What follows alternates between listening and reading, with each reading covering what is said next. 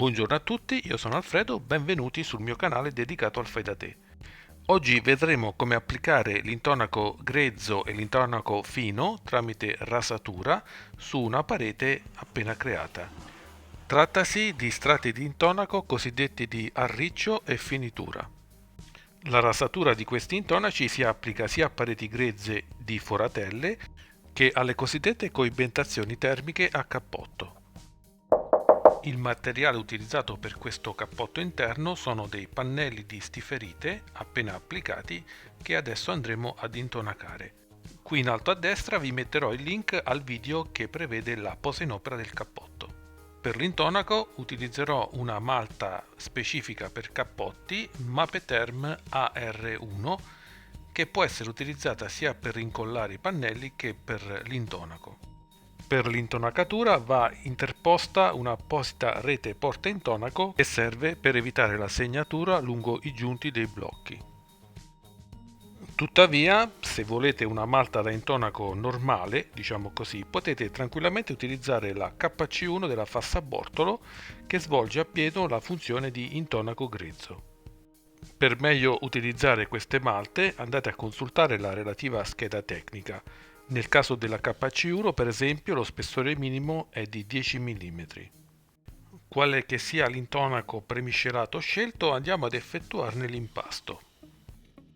In un secchio pulito andiamo a versare 5 dita di acqua pulita. Prendiamo la nostra malta in polvere ed andiamo ad aggiungerla fino a 2/3 del secchio. Iniziamo a dare una prima mescolata con una cazzuola da muratore. Per omogeneizzare meglio l'impasto occorre necessariamente utilizzare un miscelatore elettrico a motore che ci consente di ottenere un risultato più omogeneo ed idoneo alla stesura. In descrizione troverete un link per l'acquisto di uno di questi miscelatori, cliccando sui quali contribuirete a finanziare il mio canale. Partiamo lentamente per poi raggiungere il massimo numero di giri.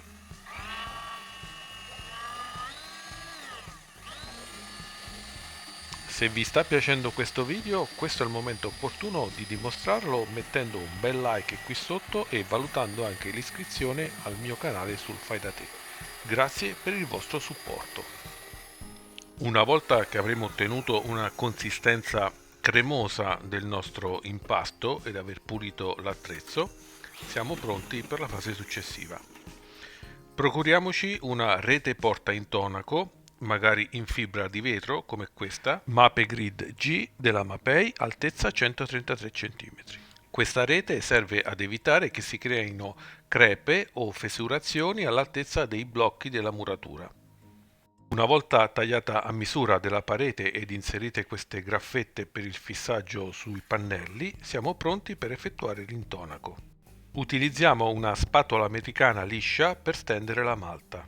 Vi ricordo che per tutti i materiali e gli attrezzi dei miei video troverete i relativi link in descrizione. Poniamo la malta sul nostro sparviere ed andiamo a prenderne una piccola quantità necessaria per effettuare una prima stesura. La spatola va pressata con forza verso la parete ad un'angolazione di circa 15 gradi. Minore sarà questo angolo, maggiore la quantità di malta depositata. Recuperiamo la poca malta residua dalla spatola e usiamola nei punti più difficili. Per l'intonacatura di posizioni diverse, ponete la malta sul lato della spatola che vi interessa.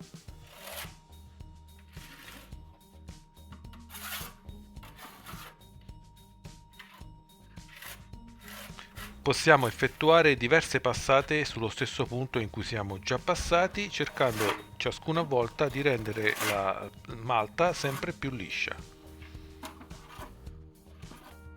Per i punti più complicati utilizzate sempre una piccola quantità che risulta facilmente più lavorabile. Per una corretta stesura è importante che l'impasto abbia la giusta densità, cremosità, in modo da facilitare lo scivolamento della spatola sulla superficie. Nel mio caso ho potuto fissare precedentemente la rete con delle graffette perché i pannelli erano in schiuma, ma per un intonaco tradizionale in foratelle potete anche evitare l'applicazione della rete. Per gli angoli facciamo dei passaggi incrociati partendo dal centro dell'angolo verso l'interno in senso orizzontale. Lo scopo finale è quello ovviamente di coprire completamente la rete e avere un intonaco assolutamente liscio. Trascorse circa 12 ore dalla stesura completa, con l'utilizzo di una torcia possiamo mettere in evidenza eventuali imperfezioni di questo primo intonaco e con una cazzuola andare a rimuovere le eventuali righe che si fossero formate. A questo punto, se necessario, possiamo effettuare una seconda passata, sempre con lo stesso intonaco leggermente più liquido, per migliorare la planarità della parete. Trascorse altre ulteriori 5 ore da quest'ultima mano, il nostro intonaco è pronto per l'intonaco di finitura cosiddetto intonachino. Prima però di applicare l'ultimo strato di intonaco fino, vado a applicare il battiscopa originario in ceramica utilizzando lo stesso intonaco adesivo usato per il cappotto. In alternativa potrete utilizzare della comunissima colla per piastrelle. Da notare che un estremo di questo battiscopa è stato tagliato ad angolo per rispettare la nicchia nel muro attraverso una smerigliatrice con disco diamantato per ceramica, mentre l'altro estremo risulta essere piatto. Premiamo il battiscopa lungo la parete per favorire la distensione della colla. Con l'angolo retto di un altro battiscopa andiamo a pressare per avere un montaggio perpendicolare al pavimento. Nel posare la colla sul battiscopa non eccedete con le quantità, soprattutto nella parte alta, e lasciamo anche dei vuoti dietro il battiscopa per permettere alla colla di espandersi correttamente. Se avete delle domande potete inserirle nei commenti qui sotto, cercherò di rispondervi prima e meglio possibile. Ma non dimenticatevi di supportarmi mettendo un bel like, grazie. Tagliamo a misura il pezzo centrale rimanente e andiamo ad incollare anche questo. Rimuovete sempre l'eventuale colla in eccesso prima dell'applicazione al muro. Pareggiamo nella posizione con il resto degli altri battiscopa.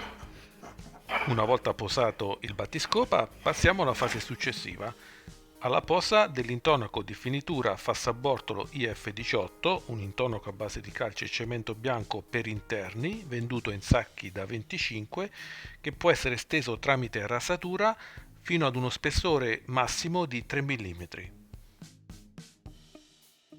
Questo intonaco va miscelato al 40% di acqua, quindi un po' più liquido di quello precedente, e soprattutto con acqua pulita. Utilizziamo sempre il solito miscelatore a motore e andiamo ad omogeneizzare questo intonaco fino ad ottenere una consistenza simil panna. Poniamo questo intonaco sul nostro sparviere ed andiamo a prendere una piccola quantità con la solita spatola americana liscia. Stendiamolo lungo la parete come in precedenza con il solito angolo di 15 gradi, cercando di coprire tutta la superficie possibile. Facciamo dei passaggi incrociati in senso orizzontale dal centro dell'angolo verso l'interno della parete per una migliore applicazione. Ripassiamo più volte nello stesso punto per una maggiore copertura fino allo spessore massimo di 3 mm. Posizionate l'intonaco nel corretto lato della spatola a seconda del punto da cui volete partire.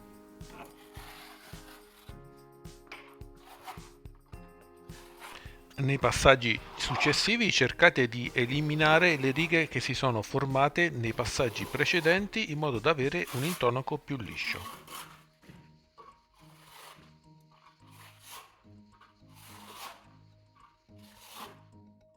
Più tempo e più passate dedicherete a questa fase di lisciatura e più semplice sarà il lavoro successivo di lisciatura con il frattazzo in spugna. Bene, Una volta coperta tutta la superficie aspettiamo 2-3 ore prima di lisciarla con uno sparviere in spugna inumidito di acqua. Trascorse 2 ore, con una torcia possiamo più facilmente vedere i punti in cui dovremo maggiormente lavorare con il frattazzo per lisciare meglio la superficie. A questo punto prendiamo il nostro frattazzo in spugna, di cui vi lascerò il relativo link in descrizione, e andiamo ad immergerlo in un secchio di acqua pulita, in modo da inumidire tutta la parete. Attraverso questo movimento circolare ad 8, l'intonaco inizierà ad inumidirsi e a modificarsi lisciandosi sotto l'effetto dello sparviere in spugna.